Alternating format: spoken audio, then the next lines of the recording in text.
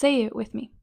We are going to create the space that we deserve, even though we do not feel that we have yet earned it. Hey everyone, my name is Nico, and in this channel I talk about how to improve your studying skills and mindset so you can learn languages more effectively. It's easy to minimize, to shrink, to disappear, and it takes courage to be present, to stay, and to be known.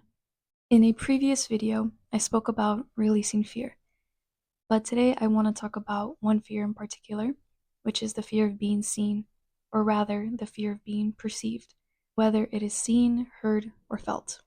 As children, we're full of curiosity. Our minds are constantly grasping at any information left and right. But what happens as we age, as we get older? We learn judgment, we learn fear, we learn limitation. Mind you, these things can protect us if they're taught under a positive light. For example, don't touch a stove that's been turned on. But it can also be taught negatively. For instance, say you want to have a check of 7 figures, but then you mention that to someone and they tell you to be realistic. Or we want to network and talk to someone that we think could help us, but we feel embarrassed or not worthy of their attention. So we learn to be small, but mainly we learn to remain small. And this survival mechanism follows us in every aspect of life, because we know that if we're small, then we cannot be harmed. Rather than speaking about our feelings, we walk on eggshells when we're with others. And every time we do this, we're shoving ourselves deeper into the box of, I'm not worth it. Every time we repeat these actions, we reinforce the idea to our subconscious that we do not deserve comfort and peace. Minimizing ourselves may have been useful in the past. However, when it becomes a habit, when it becomes an identity, that's when it becomes a larger problem, because it's gotten to the point where there is no you without that insecurity. And that's what we need to address. So if you're watching this video, it's likely that you've either adopted the identity or you're on your way to adopting this identity. But just like any other habit, you can unlearn it. So let's unlearn it together. It's not an easy process, but it is a necessary one. Perhaps being your true self feels burdensome or shameful, or maybe working through traumas feels too difficult or feels too heavy. Life may not be easy or fair, but that doesn't mean that we have to stay stuck in our patterns for the rest of our lives. Sometimes it is easier to carry burdens, whether they belong to us or to others, but you have the right to let those burdens go. Perhaps this takes the form of being too busy, because being busy meant that we didn't have time to face our emotions or to sit alone with our thoughts. But we need to respect the inner being inside of us. We need to befriend our soul. We need to acknowledge, respect, and love ourselves just as much too. If you're watching this, maybe you felt a calling to do something you really want to do, but you know you're holding yourself back. It's not external forces, it's you. And I know because I've been there. Last December, I thought about making this YouTube channel. However, I didn't actually make the channel until January of this year, and I didn't post anything until February. Even though I had the idea to make this channel last December, I was really doubtful that anyone would actually want to hear what I had to say, and I was feeling scared of failure, really, that I would put in all this effort and it would be for nothing. Effort is what carries you forward. And people do care. People do want to listen. They want to learn from you, with you. Many people are going to talk about the same thing, but no one's going to do it like you. You can argue that there's no real originality because everything's been done. Like, it's 2025. But people still find ways to make novel things out of other things. So it's kind of like recycling in order to make something exciting and new again. So no, your voice and what you want to share is not useless.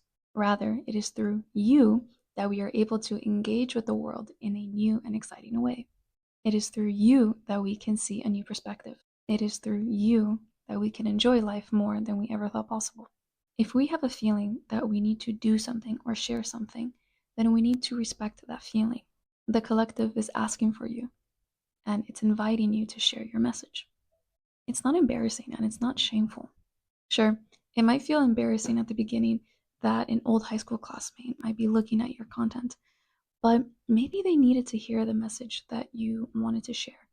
Maybe it helped them realize something or invited them to heal something that they didn't even realize needed to be addressed. In short, we are all connected, and the people who are meant to find you will find you. Therefore, we should not close ourselves off to the world, because in doing so, we're basically closing ourselves off to our own self, to our own soul. But before we matter to others, we need to matter to ourselves first. Sure, we can be the most successful or the most attractive, but none of that matters if our inner cup is empty, if there is no self love. Before we can want to be seen by others, we need to want to see ourselves for who we truly are first. Before wanting to be accepted by others, we need to accept ourselves. Then, how do we give ourselves the chance to see ourselves, to love and respect ourselves for who we really are? Here are some things to consider, and I hope some of these, at least one of them, speaks to you. You don't have to do all of these, and in reality, you don't have to do any of them, but I do invite you to listen with an open heart and a curious mind.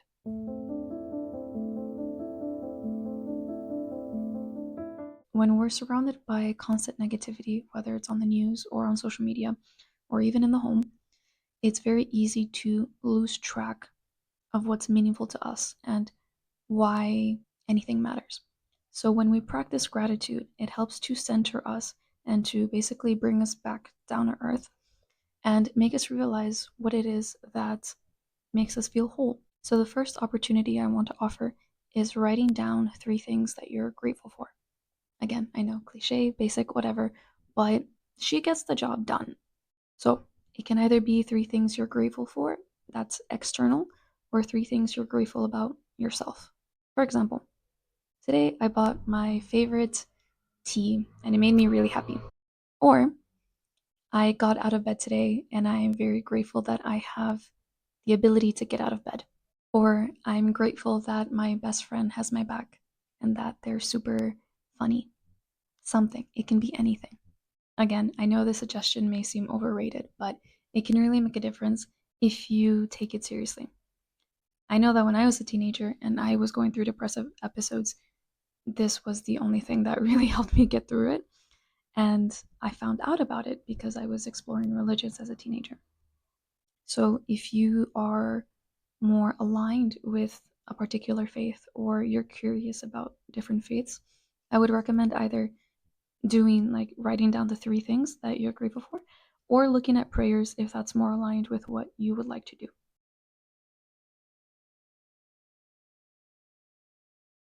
We ran out of storage, so we had to film this at a little bit of a later time, but to continue.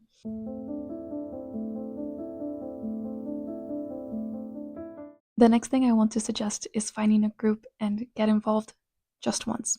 I know we are feeling fearful of putting ourselves out there, and that's why I'm emphasizing to do this only once.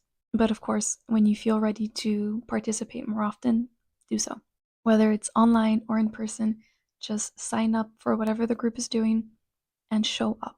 Showing up is half of the journey, and the other half is actually doing the thing. So by showing up, you're already halfway there. And even if your body is screaming you to not do it, keep pushing yourself past your comfort zone, keep expanding it. Because the more you do that, the more you feel comfortable doing different things. Comfort zone is kind of like a mental wall. We feel safe in it, and unless we push against it or we try to climb over it, we won't know what it is that we're missing out on. When you do show up, you don't have to talk to anyone. Or if you want to push yourself, you can make small talk. Naturally, over time, if you visit the group again, you'll feel more comfortable speaking to more people. Once you get back home, or if you exit the chat or the meeting or whatever, evaluate if you want to participate again. If you say yes, immediately sign up for the next event. If it's paid, of course, see if you can afford it first. And the reason why I'm saying to do it immediately is that if you give yourself a window of delay, it's going to give you room to fall back to your old patterns of not engaging with others. The whole point is to put yourself out there to first be perceived visually and then audibly.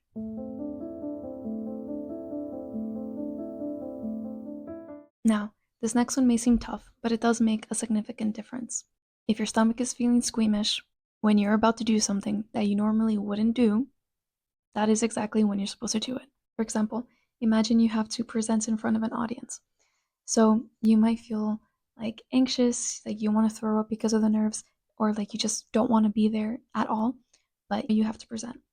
So in this case, either you opt to go first or you wait until the end or whenever you're called, and you have to sit with that anxiety in your stomach until you're called. So the point that I'm trying to make is just bite the bullet. Just do the thing even if it scares you. So a little funny way to think about it is like when you're texting your crush and you're scared to see what they respond to you, so you throw your phone to the other side of the room. It's that. You just do the thing and you wait for the result to come up. Because the whole point of this is to unlearn past habits and to adopt newer, braver ones. And by being in discomfort, we're teaching our bodies that it's okay to be in an uncomfortable position when it is done in the sake of positive growth. We're so used to minimizing ourselves and taking up as little space as possible. And if you feel ready to change that habit, then we need to rewire our brains into accepting this new reality, this new version of ourselves. You are so much more than your fear, than your insecurity. So don't let that be your label. You are a brave, beautiful, and bright individual, and you have the right to be seen, heard, to be perceived, to belong. We are waiting for your voice, for your message, for your magic. We will always be here for you, waiting for you to meet who you truly are, so we can meet you as well. We welcome you, we accept you. Now, are you ready to accept yourself? Our affirmation for today is, I accept myself entirely. I am worthy of being seen and heard. My voice and presence matters. Once more. I accept myself entirely. I am worthy of being seen and heard. My presence and voice matters. You got this? I love you. I believe in you. And I'll see you next time.